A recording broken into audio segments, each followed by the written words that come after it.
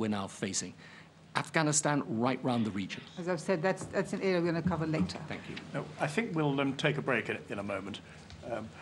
I just wanted, in hearing this set of exchanges and reading a great deal and hearing a good deal of evidence, that there was, in terms of the planning for the aftermath on the British side, leave aside the Americans, and we've seen the Rand report and the hard lessons report, there was a single set of assumptions which regrettably turned out to be very over-optimistic about what we would find.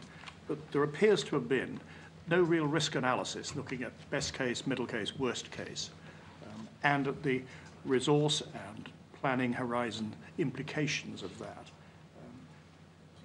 What we did know, and I would not like to sound like Donald Rumsfeld, we knew very little about the condition of things inside Saddam's Iraq. We had no embassy, we had no direct means.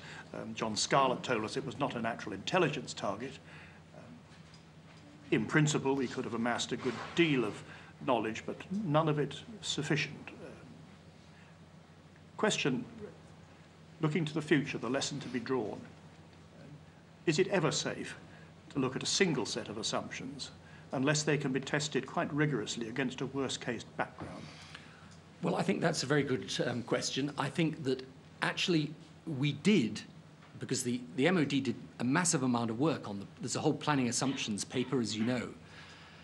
And we did focus on this. We really tried to drill down on it. And one of the reasons why in early 2003 I was having quite difficult exchanges of correspondence with Claire Short particularly was because, rightly, she was getting worried that the humanitarian side was not going to be adequately advanced.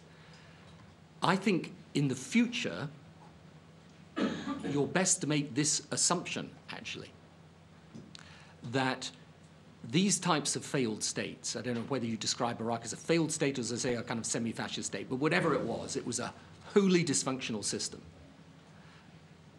If we're required to go into this type of situation again, you might as well assume the worst, actually, because it's going to be, you are dealing with states that are deeply repressive, very secretive, power is controlled by a very small number of people, and it's always going to be tough. Now, I think the real question, in a way, for us as a country, because I think whatever preparations you made, this was always going to be tough, is, are we prepared to engage in this? Are we actually prepared to be in there for the long term on nation building in these difficult situations, fighting a completely different type of terrorist and insurgency threat?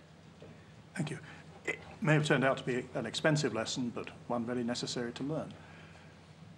Let's have a break for about a quarter of an hour.